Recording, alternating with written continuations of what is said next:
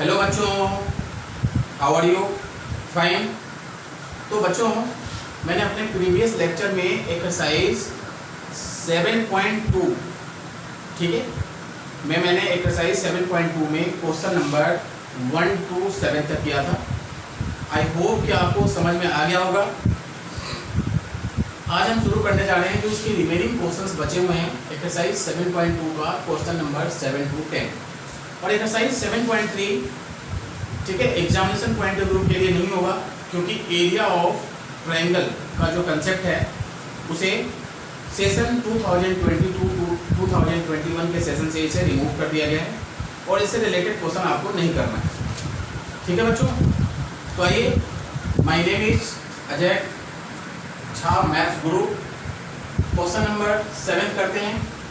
देखिए इस क्वेश्चन में क्या कहा जा रहा है कि एक सर्कल है, इसका डायमीटर दिया हुआ है AB। बच्चों डायमीटर तो आपको पता होगा कि जो लाइन सर्कल के सेंटर से होकर के पास होती है और सर्कल को दो इक्वल पार्ट्स में डिवाइड करती है उसे हम क्या कहते हैं? डायमीटर। यानी diameter is a line segment that passes through the center of a circle and divides it into two equal halves।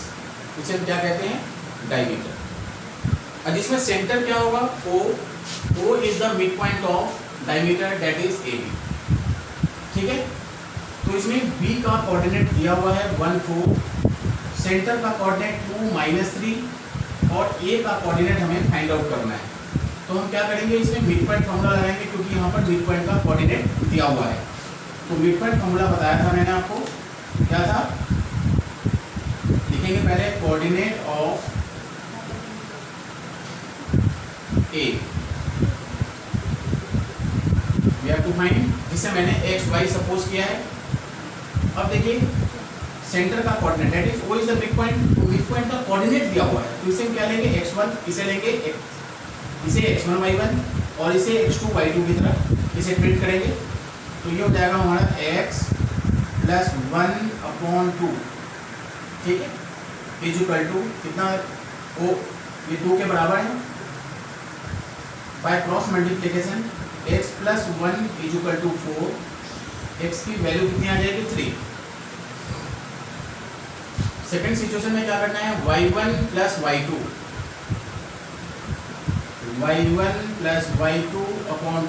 Is equal to -3। y1 कितना है? y, तो y + 4/2 इज इक्वल टू -3। तो y + 4 will be equal to -x, so y will be equal to -10, ठीक है बच्चों। तो देखिए a और x और y की वैल्यू क्या आ गई? 3 और -10। तो a के कोऑर्डिनेट को मैंने x y सपोज किया था। सो the coordinate of A क्या होगा? 3 और -10। This is your answer. हाँ तो प्यारे बच्चों, क्वेश्चन नंबर 8 एक्सरसाइज 7.2 का इस क्वेश्चन को आप देख सकते हैं। इस क्वेश्चन में क्या पूछा जा रहा है? AB एक लाइन सेगमेंट है। We have to find the coordinate of P, जिसे मैंने x y सपोज कर रखा है, और AP is equal to 3/7 AB दिया हुआ है। तो बच्चे बहुत आसानी से इस क्वेश्चन को कर सकते हैं क्योंकि बच्चे ये सोच रहे हैं कि यहाँ पर coordinate x1 y1 x2 y2 दिया हुआ है, हमें x और y का कोऑर्डिनेट ही तो निकालना है, ठीक है। तो इस सिचुएशन में बच्चे क्या करेंगे? AP/AB इज इक्वल टू 3/7, ठीक है।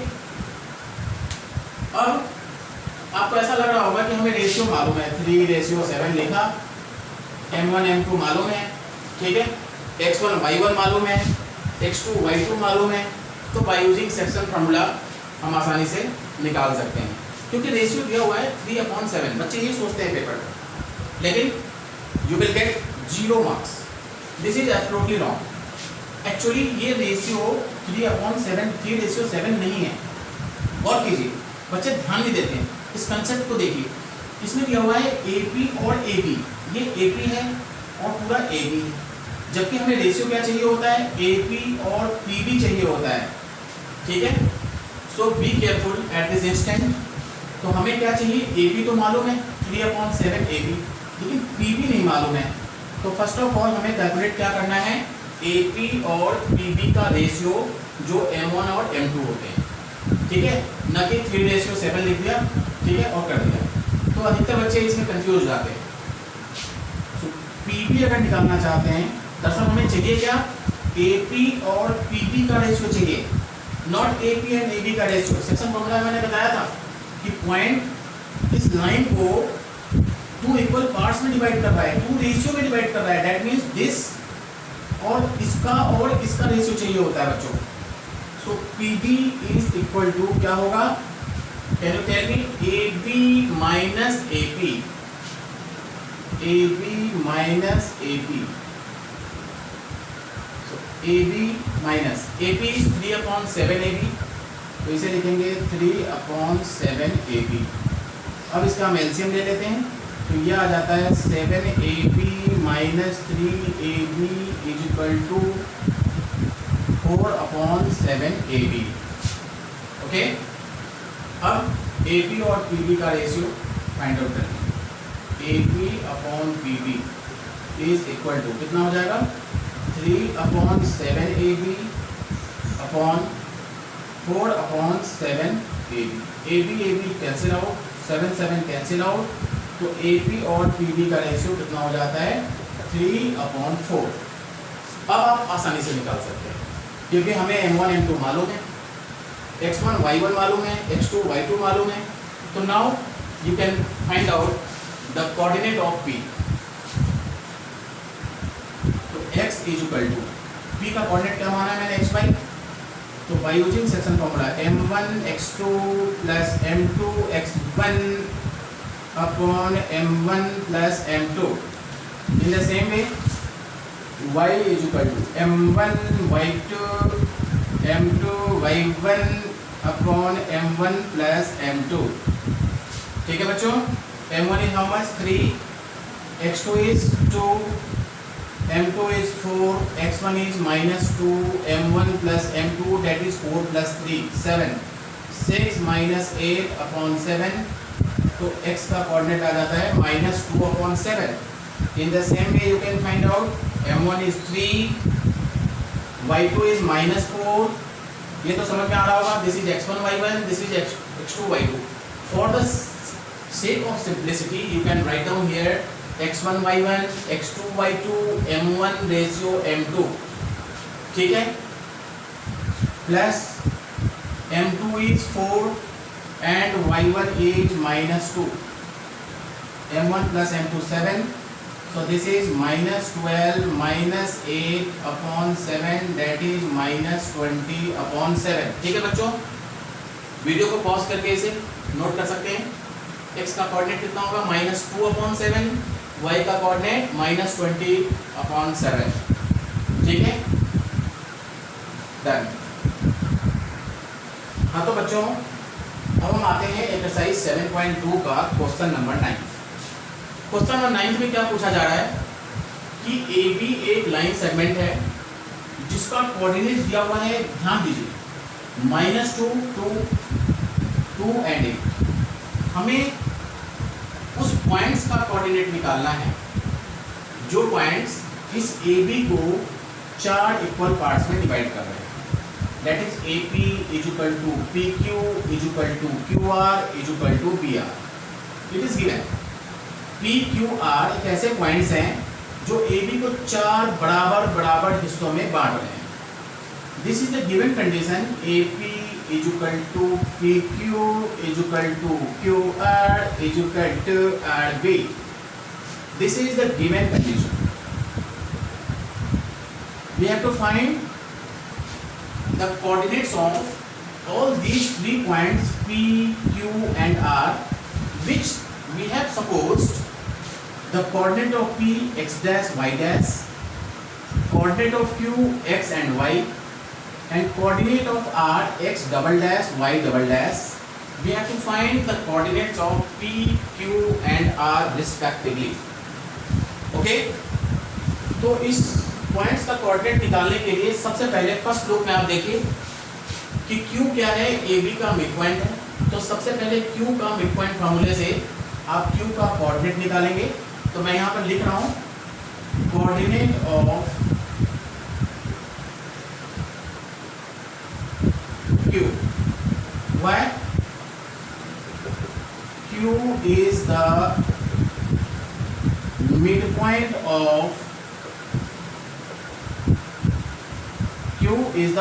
of AB। तो Q का क्या होगा, आप लिखेंगे x1 प्लस x2, बार बार मैं फॉर्मूला नहीं लिखूंगा, x1 plus x2 upon 2, y1 plus y2 upon 2 से Q का कोऑर्डिनेट आप निकाल सकते हैं।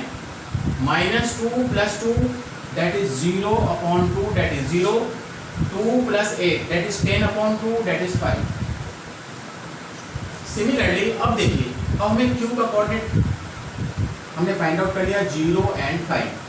अब देखिए P is the mid point of Q, आप लिख लीजिए, मैं लिखूंगा नहीं, P is the mid point of AQ। So coordinate of P, coordinate of P क्या होगा, x1 plus x2 -2 plus 0 upon 2 that is -1, 2 plus 5 upon 2 that is 7 upon 2. In the same way, R is the midpoint of QB. So the coordinate of R कितना हो जाएगा, x1 plus x2 that is 0 plus 2 upon 2 that is 1, 5 plus 8 that is 13 upon 2। तो ये आपके coordinates हैं P, Q and R के, जो points AB को 4 इक्वल पार्ट्स में डिवाइड कर रहे हैं। ठीक है बच्चों, आई होप कि आपको समझ में आ गया हो। हाँ तो बच्चों, हम आते हैं एक्सरसाइज 7.2 का क्वेश्चन नंबर 10। आप ये सोच रहे होंगे कि ये पतंग सा क्या बना दिया है ना, जैसे कि पतंग नहीं है, दिस इज अ रोम्बस। ठीक है, क्योंकि बच्चे सोचते हैं कि हर बार थोड़ी ना पतंग ही बना हुआ आ जाएगा, हो सकता है कि कई बार पैराग्राम भी दे सकते हैं, कुछ भी दे सकते हैं। ठीक है, तो ये जो पतंग आपको दिख रहा है, दरअसल ये पतंग नहीं है, ये रोम्बस है। और फिगर में आप ये सोच रहे होंगे कि इसकी साइड्स कुछ अलग अलग हैं, तो बाय मिस्टेक मैंने बनाया, लेकिन जो रोम्बस होते हैं उसके ऑल साइड्स इक्वल होते हैं। ठीक है, we have to find the area of rhombus, the coordinates of all the vertices of this rhombus are given. A का कोऑर्डिनेट दिया हुआ है, B का दिया हुआ है, C का दिया हुआ है, D का दिया हुआ है, and we have to find the area of rhombus. आपने क्लास 8 में पढ़ा होगा कि एरिया ऑफ रोम्बस क्या होता है, half D1 into D2, diagonal 1 multiply diagonal 2। अब दोनों में से किसी को भी डायगोनल 1 डायगोनल 2 मान सकते हो, ऐसा कोई नहीं लिखा हुआ है कहीं भी किसी को D1 लेना है, किसी को D2 लेना है। बच्चे रट लेते हैं, तो रटना नहीं है आपको। मान लीजिए कि ये किसी D1 है, ये D2, इससे क्या फर्क पड़ता है। ठीक है, तो हमें क्या चाहिए, डायगोनल 1 की length, that is area of rhombus is equal to half D1 into D2। अगर D1 इंटू D2 नहीं लिखना तो आप इसको लिख सकते हो हाफ AC इंटू BD लिख सकते हो, यानी AC की लेंथ हमें फाइंड आउट करना है by using distance formula. x2 minus x1 that is 3 minus minus 1 कितना हो जाएगा, 4, 4 का स्क्वायर 16, ये भी 16 आएगा, ये आ जाता है 32, फैक्टर करेंगे तो ये आ जाएगा 4√2 unit. This is the length of AC, जिसको मैं मान लेता हूँ कि ये D1 है, D2 इज BD, इसकी लेंथ कितनी होगी, 4 माइनस माइनस 2 दैट इज 6, 6 का square 32 plus 5 minus minus 1 that is 5 plus 1, 5 plus 1 का स्क्वायर 6, 5 प्लस 1 दैट इज 6 का स्क्वायर कितना होगा, 36, ये भी 36 होगा, I am sorry, and this is also 36। तो यह आ जाता है आपका 72। 72 का फैक्टर क्या बनेगा, 6 6 का 36, 6 बाहर, √2 अंदर। ठीक है, अब आप इसकी एरिया आसानी से निकाल पाएंगे। Area of rhombus is equal to half d1 into d2, half d1 is 4√2 multiply 6√2, area को लिखते हैं स्क्वायर यूनिट, ठीक है बच्चों, this is square S cube. इसे सॉल्व करेंगे, 2 2 जा 4, 6 2 जा 12, और √2 इंटू √2 कितना होता है 2,